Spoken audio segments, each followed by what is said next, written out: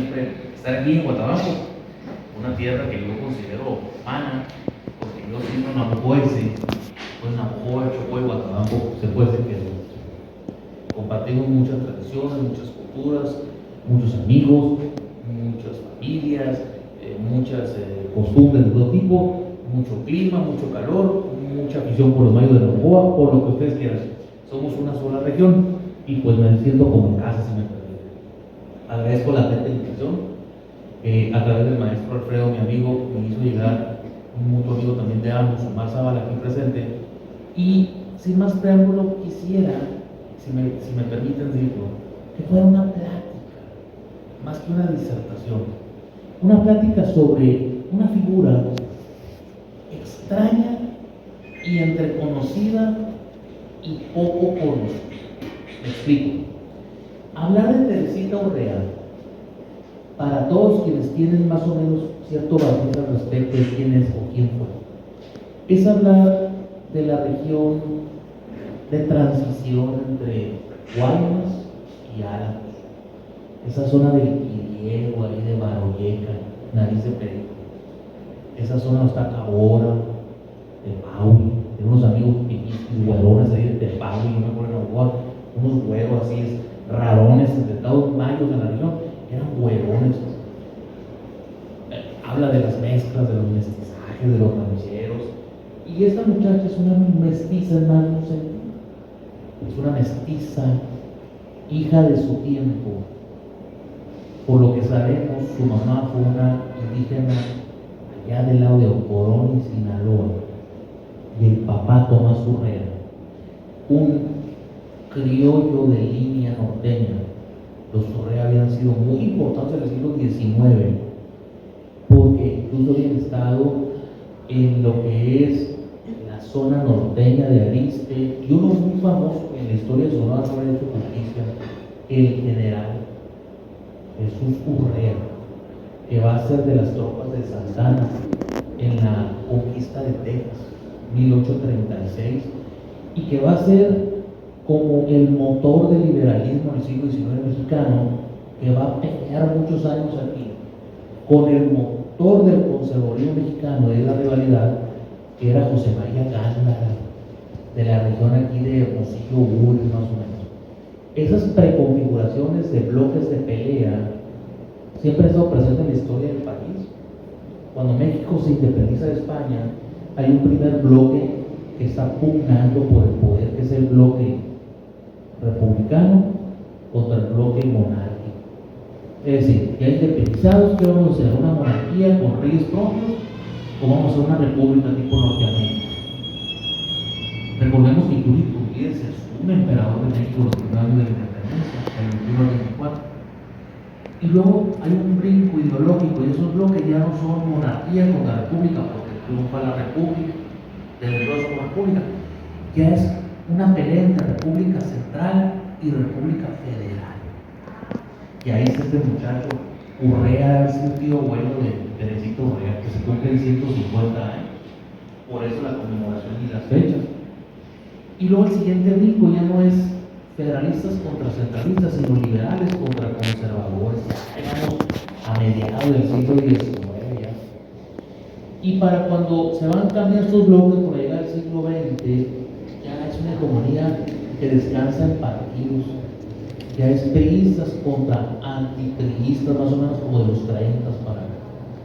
Y ahorita, si se me puede permitir hablar de esos referentes gruesos, ya no es que Morena contra Frente, ya son demócratas contra autoritarismo.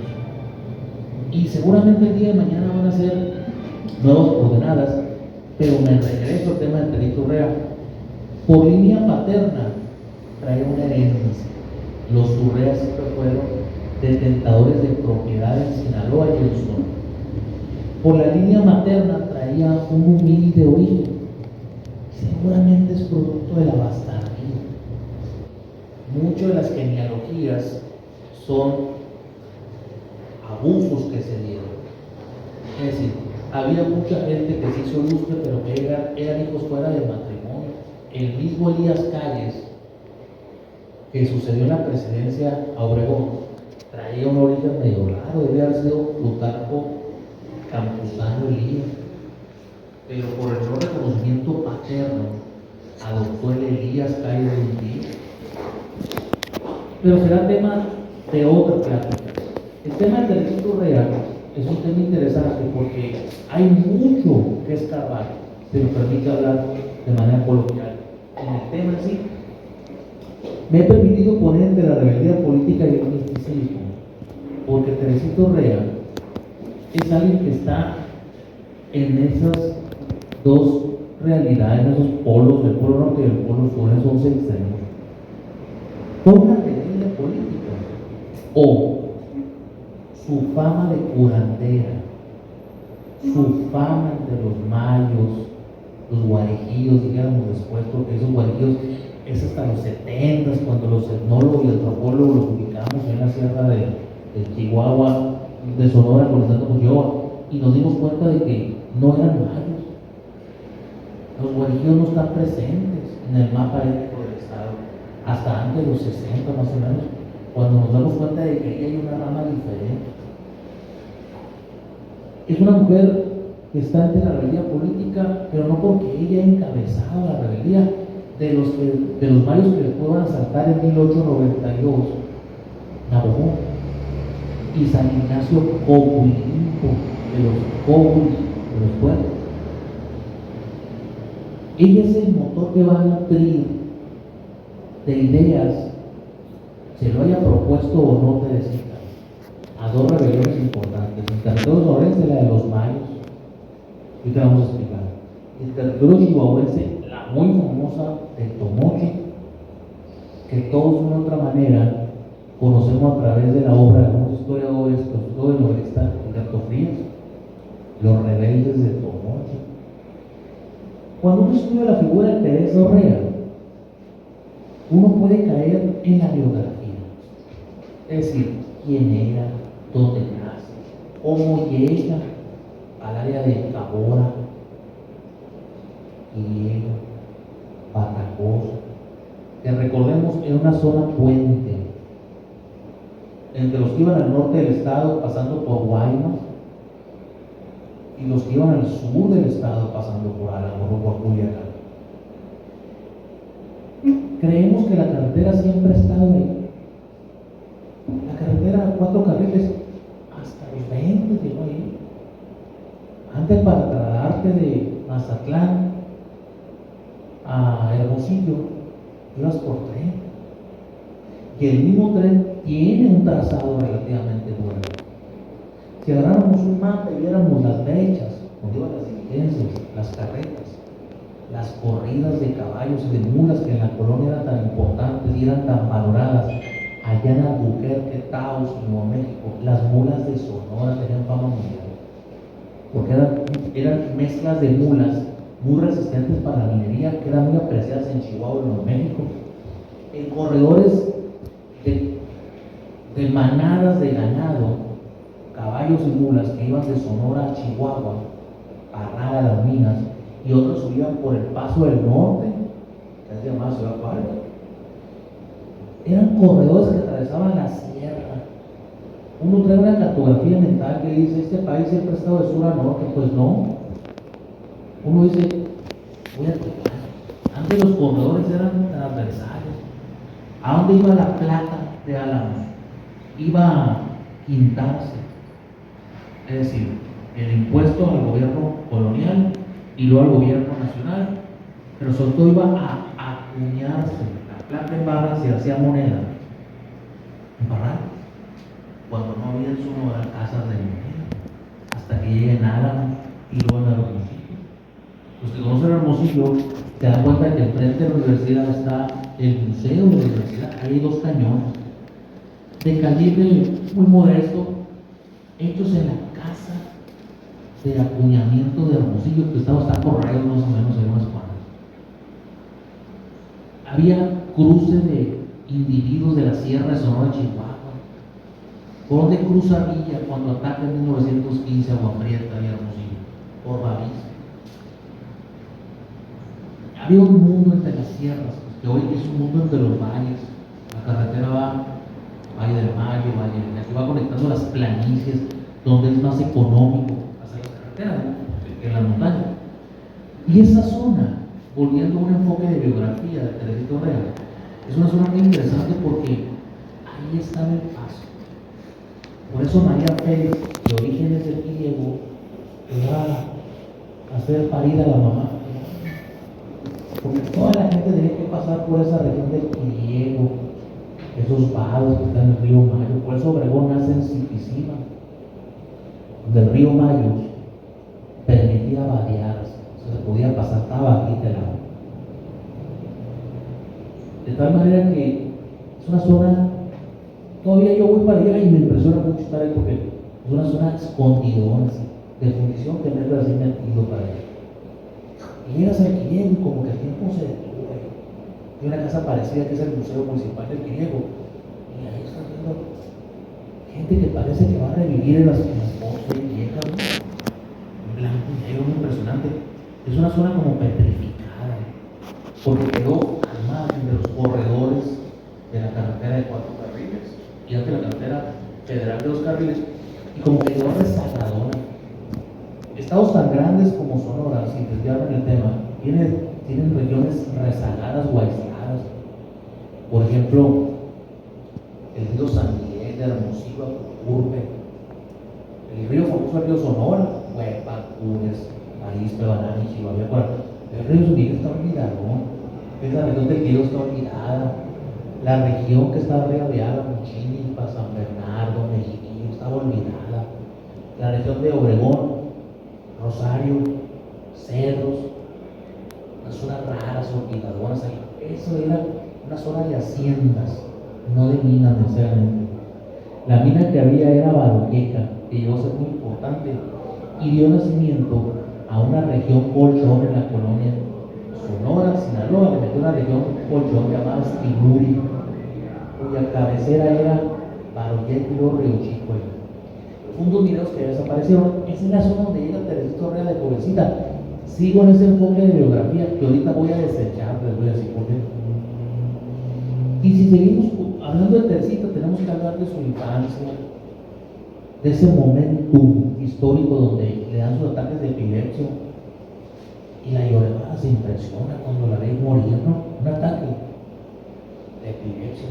Ay, se murió la Teresita, y según los historiadores, Diego Valaderes, Mario Gil, Jerónimo Montemo, Brianda Domé, murió. Lo mismo dijo Joaquín Pardavé, aquel actor muy famoso, que se había muerto, pero que decía la Conseja Popular había descartado, porque fueron a retirar unos papeles que se había llevado en el saco y lo encontraron, se decía, arañada en la caja y volteado. Todos conocemos casos de epilepsias que parecen que están muertos y no están muertos. Pues se decía que esta muchacha, Teresita, había sufrido en su pubertad, 11, 12 años, ataques de epilepsia, que incluso la dieron por muerto y estando velándola, despertó. Y desde entonces regresó, según la Conseja Popular, se llama historia oral, con dones. Tenía los dones como la María Marcos también, en Pica, en área ya. Y yo tengo que tocar ese tema de sanar. Llegabas con, ay, dígate que tengo, y te sanaba, te ponía las manos, ¿no? Es un mundo mágico, pues, de un realismo mágico, y era pues, el premio Nobel, ¿no? García Márquez, ¿no? Que después se va a llevar su género de literatura, el realismo mágico.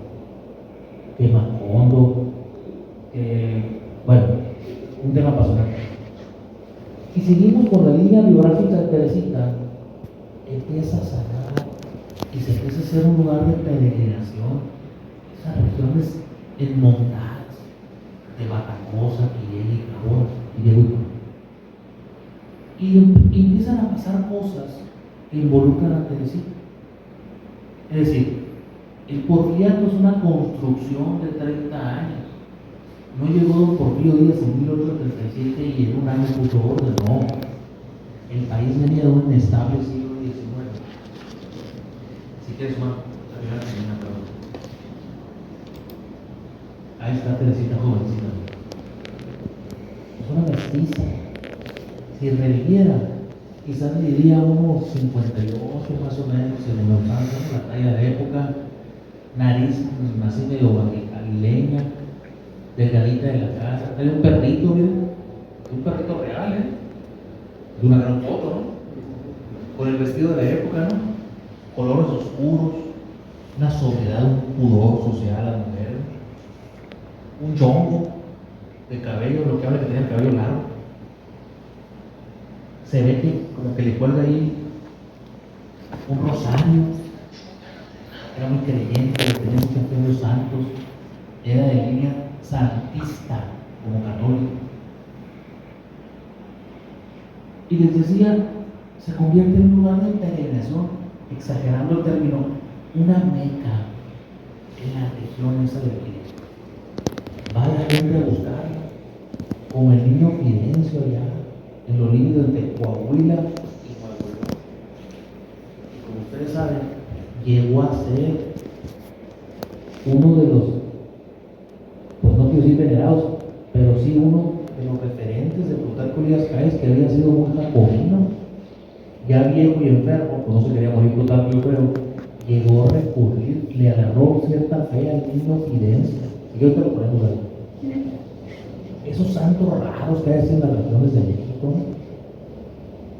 Y este fenómeno de Teresita Orrega es un fenómeno que convierte a Cabora en un centro de reunión. Hay gente enferma que va en busca de sanación.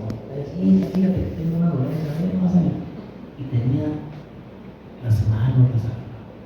Y una fotografía que va a aparecer ahí. Pero si quieres darle más.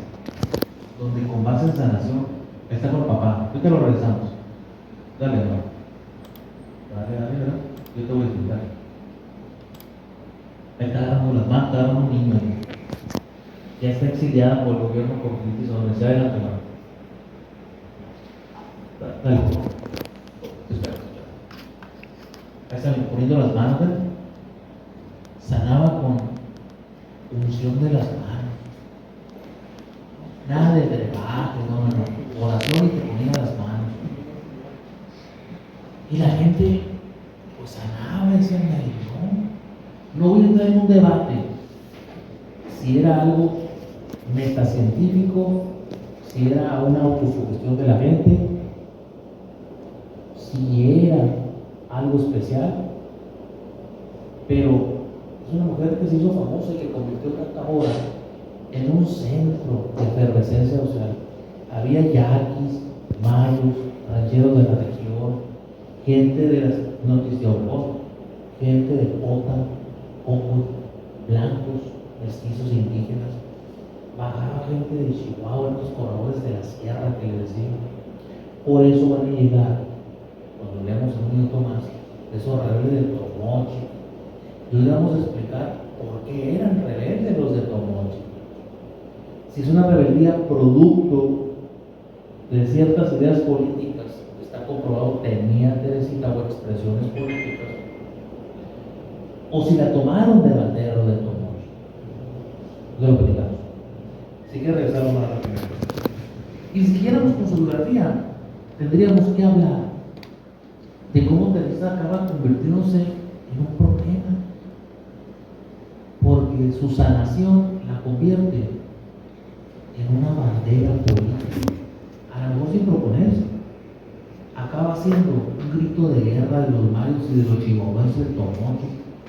Entonces la pregunta es, ¿por qué una muchacha en un remoto pueblo chiquitito así de Cabora, en la ruta Álamos Guayos, Valle del Mayo, porque el Mayo siempre ha estado de Cocoraque al sur y de Cocoraque al norte, ya es el territorio histórico ya, que según las demarcaciones yaquis llegaban hasta el Boca Abierta en el sur del Mayo, según su tradición. La pregunta es, ¿en realidad Teresita Orrega fue alguien que nutrió de ideas de rebeldía a los mayos y a los chihuahuenses de Tomochi? ¿O fueron estos los que encontraron en Teresita Orrega? Estoy invirtiendo, ¿no? el enfoque. Un refuerzo de identidad, una bandera política. Un símbolo. Podían ser ambas cosas, pero en esta navegación que vamos a hacer desde el libro, voy a salirme del carril de la biografía de él. Biografía que tendría que acabar con los momentos en que el gobierno sonorense la saca del Estado, porque dice, esta muchacha me trae rebeldes, me trae levantados en armas actuales y ya país. Y la envía a Arizona, donde va a morir allá, en Clifford, Arizona. Era un viejo punto minero. Tú agarras el camino de Tucson a Las Vegas y está lleno de puntitos mineros abandonados. Llegar de Tucson para Flagstaff, para Conway, lleno de minas y pueblos abandonados, como hay muchos pueblos en la zona minera. Y su muerte cancela su biografía. Para 1907, que muere más o menos esta historia, nadie se acuerda de él.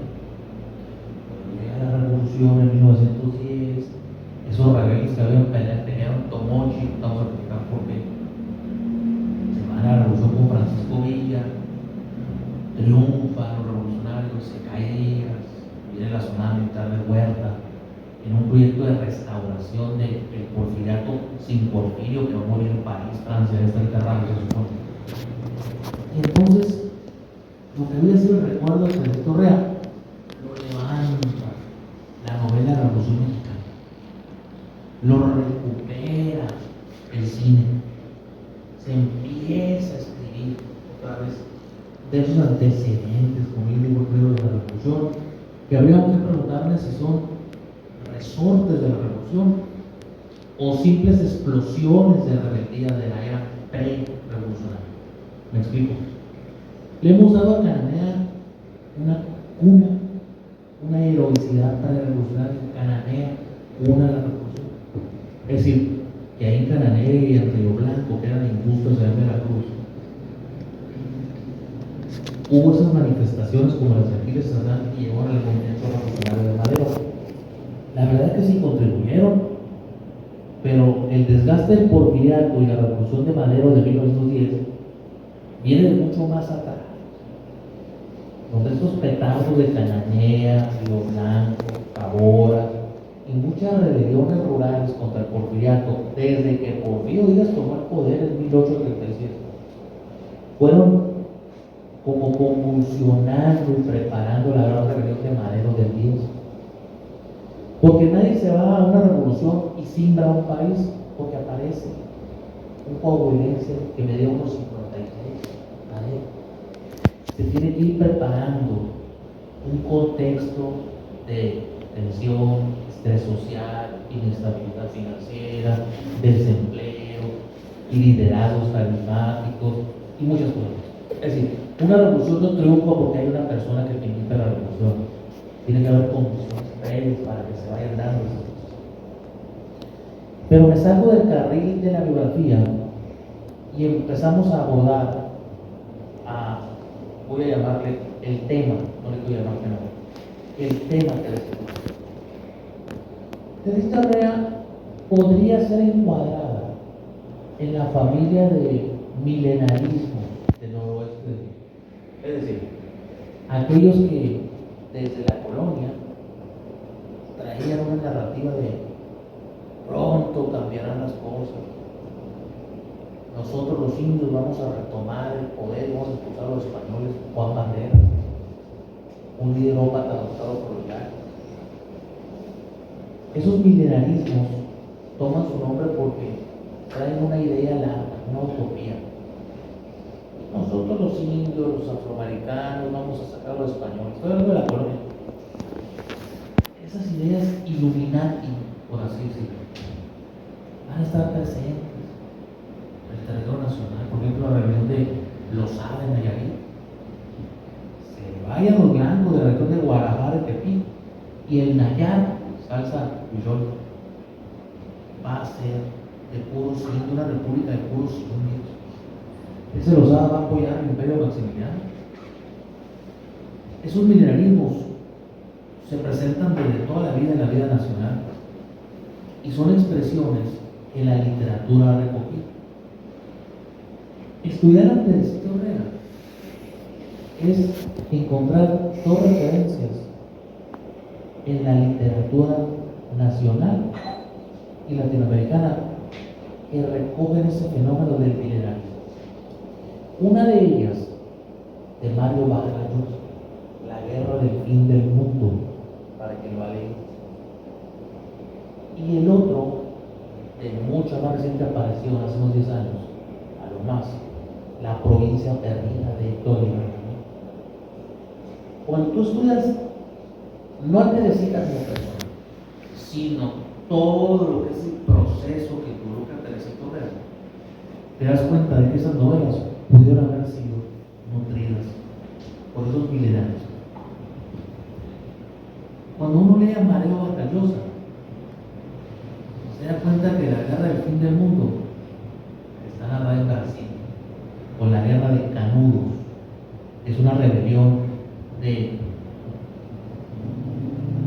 inconformes porque los habían quitado las tierras, los latifundistas brasileños, y buscan en la selva un lugar donde hacer un país nuevo, un pueblo nuevo, la ciudad de Dios, como decían los misioneros en la tierra. Uno ve la película La Misión, Robert De Niro, jovencito ahí. Los misioneros lo que querían era que las misiones fueran lugares decentes, santos, que no se contaminaran. La guerra del fin del mundo es la guerra de un iluminado a la que la gente lo ve muy parecido a Cristo y lo sigue. Es una novela que retrata lo que pasó en la vida real, la guerra de Canudos en Brasil, 1870-1880.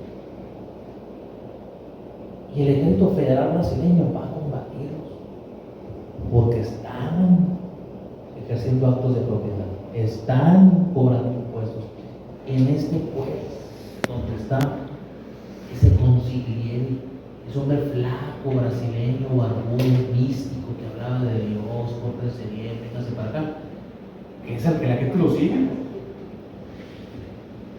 No les cuento más para que, invitándolos, pues lea la novela, La guerra del fin del mundo de Vargallosa.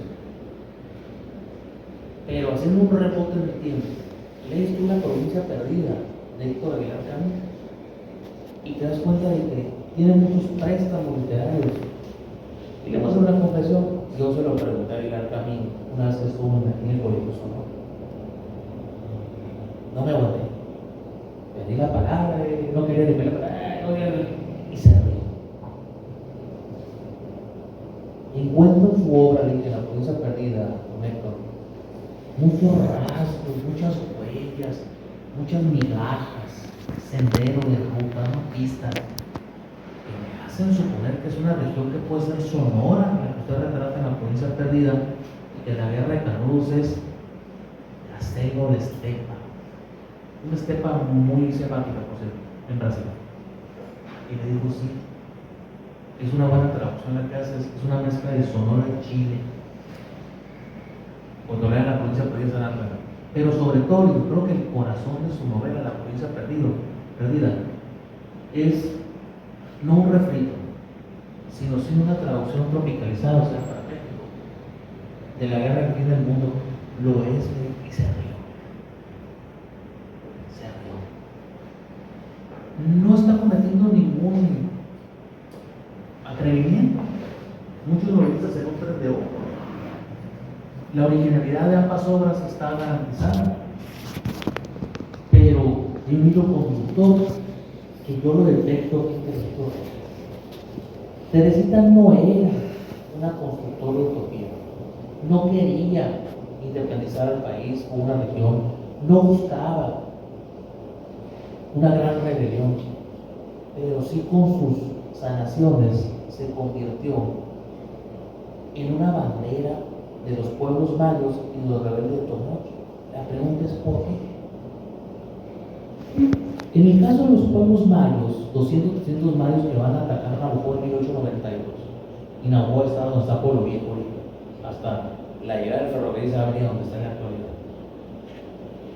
Es evidente que hay elementos de agobio, es decir, Son comunidades mayos de 1890 y tantos que están sufriendo el proyecto modernizador del Porfiriato. Las compañías deslindadoras, sobre todo el capital norteamericano, le sacaban concesiones al gobierno de Díaz y desmontaban miles de hectáreas del Valle del Yaqui, de Richardson Company, y en Oaxaca también el Mayo. Entonces, el gobierno federal les vendía la concesión y esas empresas desmontaban y hacían cuadriláteros, bloques. Por eso el Valle del Yaqui está dividido en bloques. Y vendían la tierra. Toda esa biblioteca Phoenix, San Francisco, Nueva York, y ahí hay anuncios en inglés: la mejor tierra del mundo en el Valle del Yaqui del Mayo, México, de Richardson Company, te vende las tierras.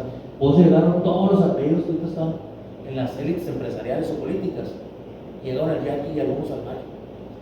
Y se aposentaron ahí porque les daban la tierra y la pagaban en amor. Así llegaron los Nebel, los Chuarco, los innumerables apellidos que uno ve en redes sociales de la foto. Y en este caso, esta muchacha no era constructora, no convocaba la rebelión, pero sí le proporcionó, y no sé si consciente o inconscientemente, banderas. Los mayos, cuando atacaron a Oaxaca en 1892, decían: muere el mal gobierno, viva nuestra independencia y viva la Santa de Cabura. Entonces la pregunta es: ¿por qué gritaban viva la Santa de Cabura? Porque eran mayos oprimidos, porque el Porfiriato les estaba quitando las tierras. Ya estaba la hacienda de los Morales en lo que va a ser Bacobán. Ya se estaba fundando Guatabán. Y a cada fundación o asentamiento blanco o yori hay desplazamiento, que estas tierras tenían mayos. De tal manera que había mayos desplazados que se encasillaban o se contrataban como peones de los ranchos y haciendas.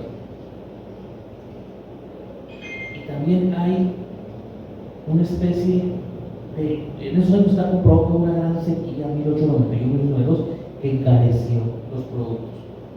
Entonces había sufrimiento. Y si a eso agregas que pasando esa frontera natural que se incorpora, los yaquis estaban levantados en armas allá con Cajeme, es muy fácil tratar de, si no concluir, sí de sospechar que había capilaridad, o sea, vasos comunicantes entre el ataque de los mayos a Navajo y la campaña de resistencia en el Bacatete de Cajeme y López Mayor. El hecho es que los mayos son rechazados, toman Navajo, se van a San Ignacio, matan al alcalde de Navajo, matan al prefecto de la policía de San Ignacio, lo rechazan y el ejército federal los persigue. Pero la rebelión importante está asociada con esta muchacha, no es la de los mayos, que muchos se van a regresar a Cabora. Los de decir: fíjate, Carolina, ay, qué bárbaro. Ellos van a agarrar el ejército federal. La rebelión importante es la que vincula a Teresita con Tomochi.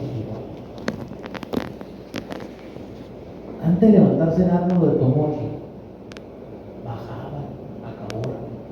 Ya imagino la ruta: Tomochi, Chinipas, Álamos, y de Álamos se venía a Cabora.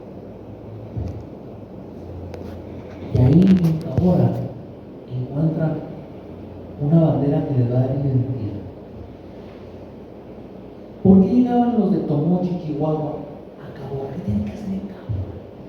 ¿Por qué no habría curanderas, sanadoras allá en esa región norteña? Es que la fama del territorio real ya había trascendido la región del Chile. Y son grupos que necesitan banderas. Tengo la convicción de que esos de Tomochi lo que requerían era el apadrinamiento de una mujer o de un hombre santo, porque ya traían muchos reclamos contra el gobierno chihuahuense. Uno, los de Tomochi se van a levantar en armas contra el gobierno federal y les van a pegar los de Tomochi al gobierno federal hasta que les den el ejército en un gran número y los arrasan. Porque el proyecto igualmente de guarnición del Porfiriato los había excluido. Muchos chihuahuenses que sabían de la revolución con Villa. Muchos zapatistas que se van a negociar con Zapata habían perdido sus tierras. Sembraban su tierrita, pero llegaba el ferrocarril, los ranchos que abastecen de leña y producto del ferrocarril, las haciendas de los Krill, de los Terrazas en Chihuahua, los había dejado en la calle. Habían pasado a ser propietarios comunales de sus tierras, que desde la corona española tenían esos títulos. Uno ve la película Gringo Viejo con Gregory Peck en los 80s. Y ahí abajo de una torre de la iglesia están los papeles que el rey de España le había firmado a ese pueblo.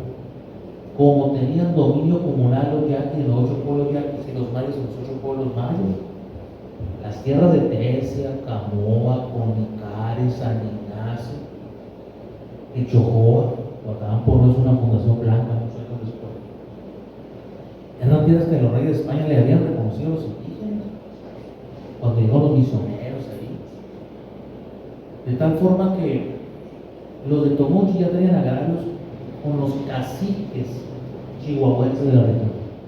Y luego los habían acusado de que eran bandoleros que se robaban las carretas de minas de metal que salían de esa región. Y las autoridades chihuahuenses habían cometido errores o excesos con ellos. Por ejemplo, el gobernador estuvo allí y le gustaban unas pinturas que ven en la iglesia de Tomochi y se las quiso llevar a Palacio de Gobierno de Chihuahua. Y los de Tomochi le dijeron: no, es un pueblo que se queda. Y las tuvo que regresar, y las habían cortado del óleo de la tela original. Tuvieron que coser otra vez. Pronto vas a Tomochi y ahí está todavía, pero cosidas en la tela. Las volvieron a enmendar, a pegar. Pero era un clima que se tornaba insano. Ya se venía la revolución. Yo tengo la impresión de que bajaron a Cabora para encontrar en su mentalidad rebelde protección divina. Y esa muchacha se los daba. Sabían que tarde o temprano iban a pelear con el ejército federal 1892. Y se dieron cuenta de que si iba a haber muertos, vale más los muertos que pongamos, que Teresita los bendiga. Como que fueron a San Francisco Magdalena, a una manda, si se me permite la extrapolación, a buscar la protección del santo. Tengo la impresión de que bajaron, no a ser sanados, buscaron la protección de Teresita. Y Teresita le digo: no se preocupen, van a resultar así, mira. Y luego se vinieron las diferencias con los viejos chihuahuas. El hecho es que en esa combinación de milenarismos, de indígenas mayos que corren la voz, allá en Cabora hay una muchacha que sana eso. Y los de Tomochi que buscaban una bandera, se desprenden otros objetos de análisis. Por ejemplo, cuando los de Tomochi ya se revelan, el líder de los rebeldes de Tomochi, Chihuahua, que ya espera la investigación del delito federal, porque decían que eran rebeldes contra Porfirio Díaz, y estaban defendiendo sus costumbres nada más, cancela el culto religioso. Al sacerdote, que no le gustó que habían ido los de Tomochi a Cabora, Sonora, y regresaban diciendo que la Teresita Rey era santa, pues no le gustó al padre, porque esos procesos de canonización o santificación solamente los da el Vaticano.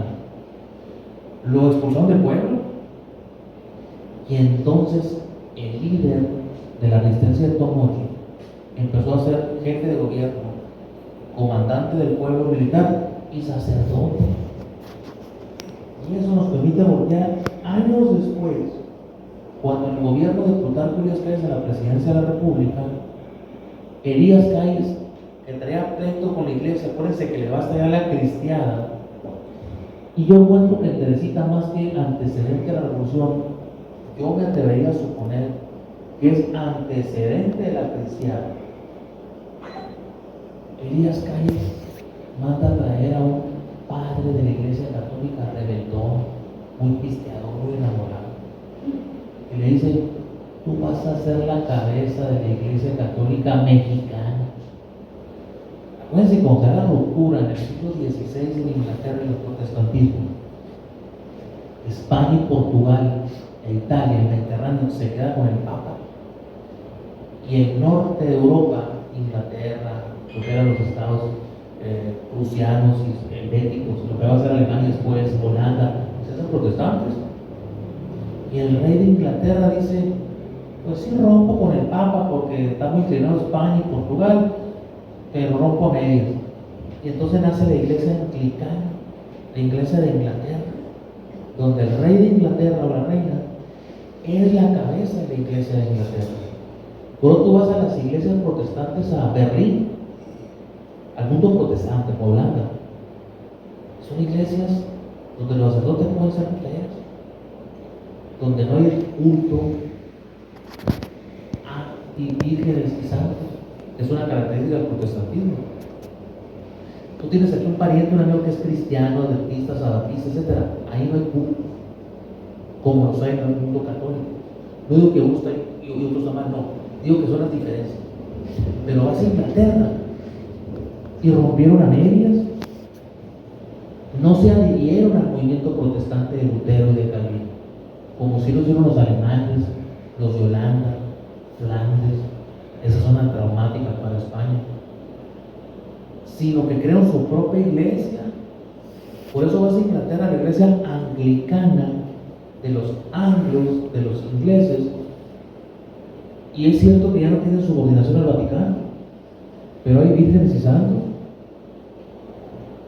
Es decir, se parece al catolicismo, pero no son católicos. Eso que sucede en Díaz Calles con el patriarca Pérez, ese sacerdote de apellido Pérez, le dijo, ahora vamos a una iglesia católica, pero mexicana. Ya no vamos a aprender del Vaticano, nada, aquí, la nuestra. Elías Calles está viendo el ejemplo inglés del siglo XVI. Es conocido por todos que esa iglesia católica mexicana de Jacobino, Elías Calles, no funcionó. El mismo padre Pérez o patriarca Pérez acabó de regreso en la iglesia católica.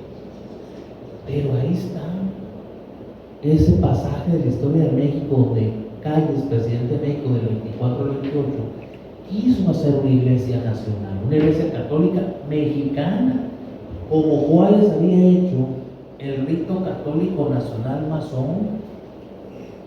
Porque en el siglo XIX las dos familias de masones o liberales que había en México eran los nortinos y los escoceses. Si alguno de ustedes es masón o liberal, o conoce, o tiene conocido, si hubieran vivido en el siglo XIX, hubieran sido o nortinos, afines a Inglaterra y Estados Unidos, o escoceses, liberales pero cercanos a España. Esos yorquinos acabaron alimentando al Partido Liberal, y muchos de esas logias escoceses acabaron integrando los cuadros del Partido Conservador. En un mundo del 19 donde ser masón no significa ser antirreligioso. De hecho, tú le preguntas a un masón, oiga, ¿ustedes son contra la iglesia? No, somos liberales, libertad de pensamiento. Ellos mismos dicen que hay un supremo arquitecto del universo, o sea, reconocen algo arriba, pues una dignidad, un poder. Pero más que todo son libres pensadores. Pero Juárez crea un tercer rito en México, el rito liberal mexicano, hace la propia logia mexicana Juárez. Y muchos de los masones que en los 60 70 andaban en la política venían del rito liberal mexicano. Algo así no de Díaz Calles. Me pregunto de Díaz Calles, de niña, claro que no la conoció, presumo, pero tenía conocimiento de quién había sido la Teresa Torres. Es decir, son hipótesis que planteo que se salen de la biografía lisa y llana. Estoy desdoblando lo que represento por representar Teresa Torres, milenarismos. Una abastecedora de banderas de rebeldía, pero ella no general de rebeldía. Estudiar a Teresa Torres y nomás clavarse en la biografía, creo que es ver para abajo, es ser minimalista. Yo, para terminar, haría una reflexión viendo a Teresa Torres como la expresión de esos mundos mineralistas de imaginación de los indígenas mayos, muy ágiles. donde estaban a la espera de nuevos tiempos, de los indios recuperaran sus tierras, sus derechos, sus aguas. Veo en ella una mujer con ciertos atributos, porque habría que preguntarse por qué la gente se sentía curada o si en realidad curaba. Generó una convicción social pasajera en esa sociedad. Por eso el gobierno de Porfirio Díaz de Sonora la sacó, porque ella era la peligrosa, ella era la que alimentaba de ímpetus rebeldes a Mayos y Tomocho. Uno dice, ¿cómo el gobierno federal o estatal va a sacar una mujer local? Pues era tanta la influencia que estaba adquiriendo entre los Mayos y los chihuahuenses, que hay muchos liderazgos carismáticos. ¿Quién era Sor Juana Inés de la Cruz? Una poetisa. Y Juana de Arco, la heroína más grande de Francia, que peleó contra los ingleses. Un liderazgo carismático. Y aquí retomo el análisis del carisma como un análisis de poder. El carisma es diferente a la simpatía. Tú ves una persona que está ahí y te hace voltear y te quedas viendo que no se ríe ella. Tiene un magnetismo que atrapa. Una persona carismática es una persona que sin reírse te hipnotiza. ¿Sabes? Simpático, ¿no? Y una persona simpática es una persona agradable que te transmite ganas de reír, pero se ríe ella. Ay, qué simpático. Venga, mi hijito. Yo creo que esa muchacha era carismática sin ser simpática. El carisma es muy peligroso para los gobiernos porque le genera oposición. Muchos estudiosos de la historia política contemporánea dicen que Viebre fue el último carismático. A los hermanos lo ganó. Se puede estar de acuerdo o no con este enfoque, pero era alguien, para quienes tratamos a Viebre, que estaba más allá de la simpatía porque no era simpático, era medio momo, medio cañagón. Pero ya lo veías actuar. Y la gente volteaba a verlo. Estoy hablando de un Viebre en lo personal, no del gobernador, no de San Ignacio Río Muerto, no nada de eso. Los carismáticos, los que tienen jalón con la gente, son muy peligrosos para los gobiernos.